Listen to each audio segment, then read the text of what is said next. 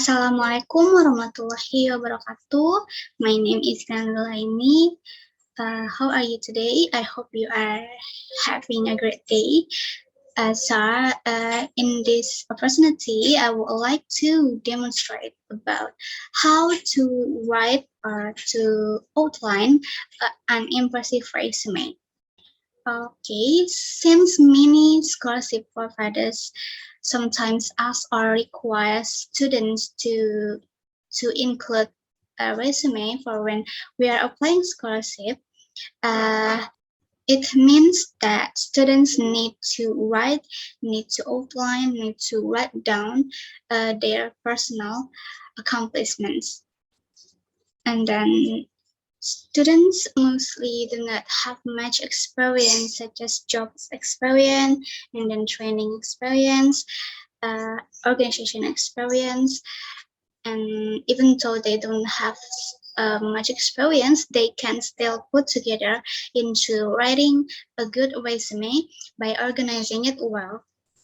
And writing a resume clearly has something to do with acknowledgement. I mean, if you already know about things that you need to remember when you are writing a resume, you will be easier when you are making the resume. Okay, in this talk, I will discuss about how to make an impressive resume for when you are applying scholarships. I have three main points to discuss. These are plan or step on writing a good resume, and then things to remember when you are writing a well-organized resume, and then the last one is things not to do when you are writing a resume. Alright, so the first point is plan or step on writing a good resume.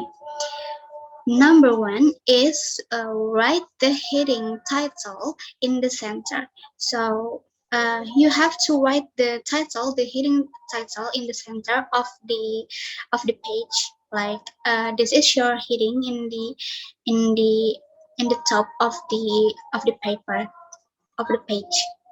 And then number two, put all the required information. The required information such as a name, address, and then phone number and your email. That's all. You just have to write your contact information. And then number three, mention your educational background and the year you graduated clearly. You can write the institution name in the left side and the year you graduated, the year you enter and you graduate in the right side. And don't forget to make sure that your educational background is listed in order. And then point number four, you have to mention your job, your training, your organization experience, and explain it briefly. Okay, so if you don't have job experience or training experience, that's okay.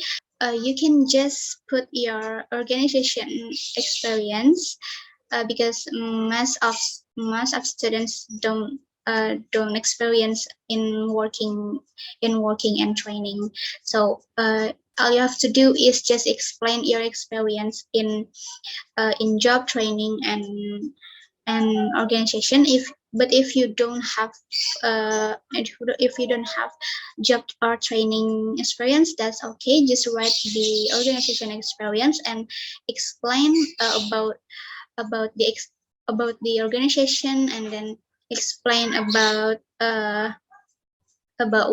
what you get from the organization, what organization will help you, what that organization will help you in the future, and then what are you doing in the organization. Okay, go on to the next point. Point number 5, mention your leadership experience. Yep, leadership. It's very important for the scholarship applicants. Why? Because leadership will help you in socializing. Yep. And then if you don't have such experience in leadership, that's okay. It's optional, and then you can just skip this step. Yeah. And then the next step is skills are something that you are able to do, and interests are something that you are want to try or you want to learn, or anything. For example, your skill is an ability to operate Microsoft Word, and then uh, your skill in language, maybe in in English, in Japanese, in Korean, or in French. And then interest, maybe you are interested in doing a research, you are interested in in volunteering. That's all. Just put your skills and interests and make sure that you are able or you want to do it very much.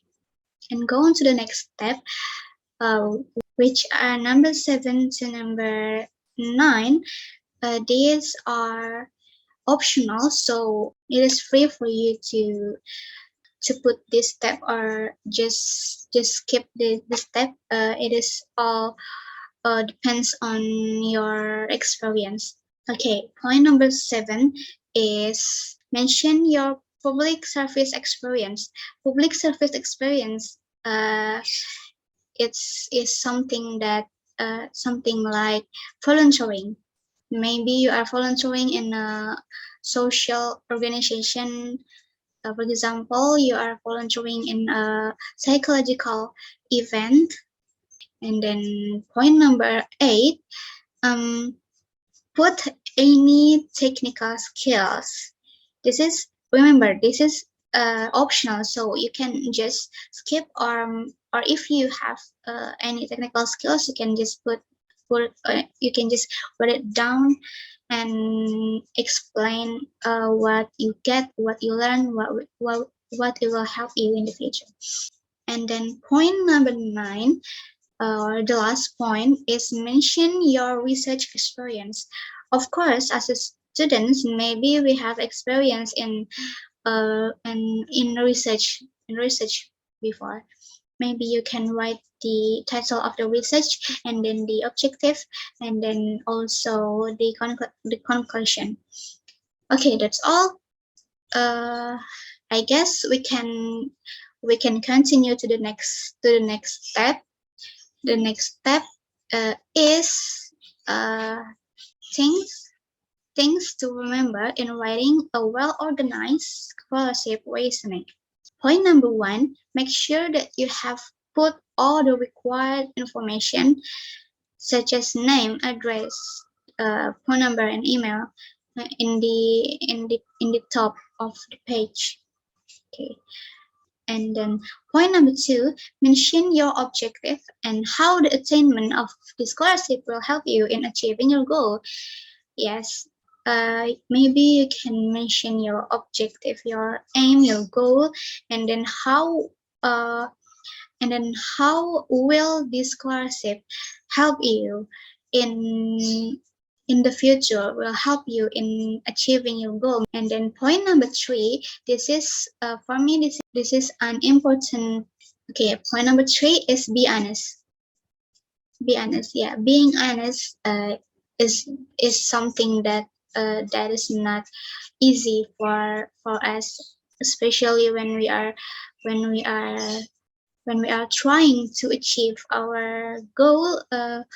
We we tend to think that if we don't value ourselves, it will be very hard for us to accept for who we actually are.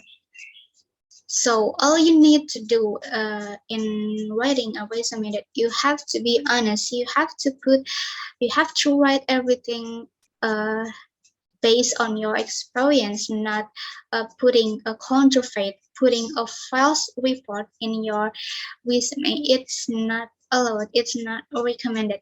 Go on to the next point. Point number 4, avoid to include personal information.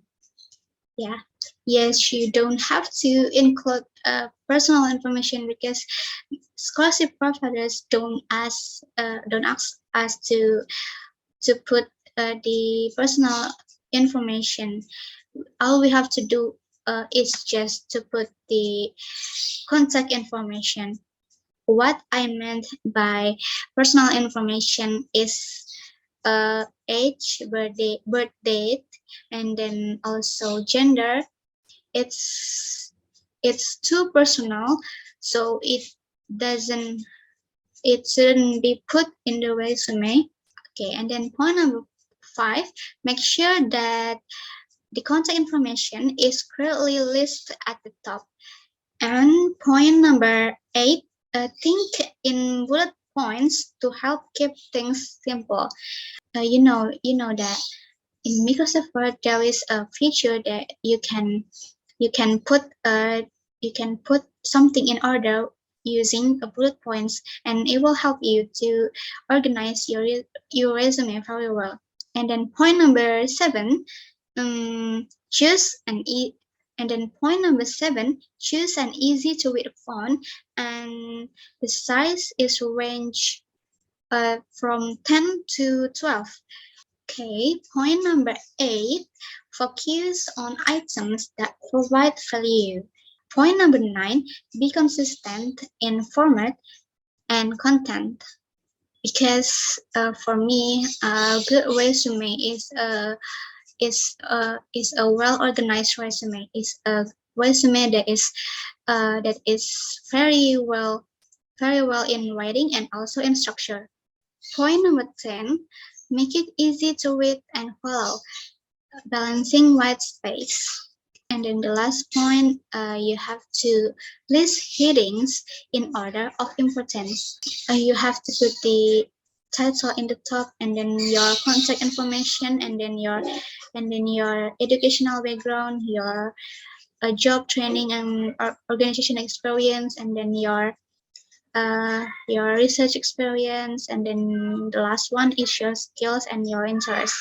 Alright, as you can see here, this is a resume sample that I got from Oxford admission website. This is the heading title that I told you that you have to put the title in the top of the page, and then this is a personal, this is contact information, and then after you put the contact information, you have to put the educational background like this. Yep, and then experience. Wait.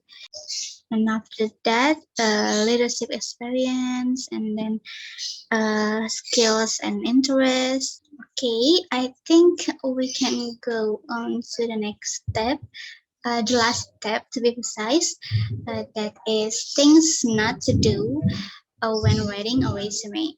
Point number 1, you are not allowed to use personal pronouns. You are not allowed to write the explanation using I, you, or anything like that, because this is you writing a resume, not you telling a story. Okay, and then point number 2 is abbreviate. You are not allowed to use abbreviation when you are writing a resume. And then point number 3, you are forbidden to use a narrative style. Point number 4 is not to use slang. Slang is a non-formal expression, so that's not really recommended for you to use in a resume. And then point number 5, you don't have to include a picture. And then point number 6, you don't have to include your age or gender. Why? Because age and gender is too personal, like I've said before in the point number 2. And then point number 7 is not to list references. And then the last point number 10, you are not allowed to start each line with a date. Alright, maybe that's all for me. That's very clear enough. Maybe for the points that I have stated earlier. Now that you have understand and remember every point that I mentioned before, you may now realize that writing a resume is an easy matter to do. Okay, so and above all, there are main points, two main points for you to remember.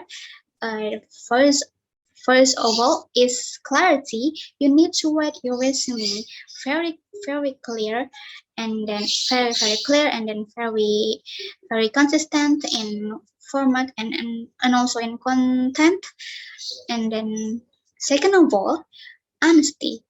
Yes, you need to write everything you have done, everything you have experienced before, not putting counterfeit in what you did and what you don't. And also, do not be afraid in doing something that you want to do. Just believe in yourself. I know that you have been this far. You are doing so well. All you need to remember that you have to believe in your own value. You have to believe in your ability. You have to believe uh, in your experience. Experience is the key. You need to learn from the experience too. And then one last thing, I hope that you are now have a clear understanding in writing an impressive resume. Uh, and I am sorry if I ever made a mistake. And I'm very and my apology if I stuttered a lot. Uh, one word, one sentence before I end this discussion. You yourself are already impressive. Thank you once again. I hope you had a great day. Wassalamualaikum warahmatullahi wabarakatuh.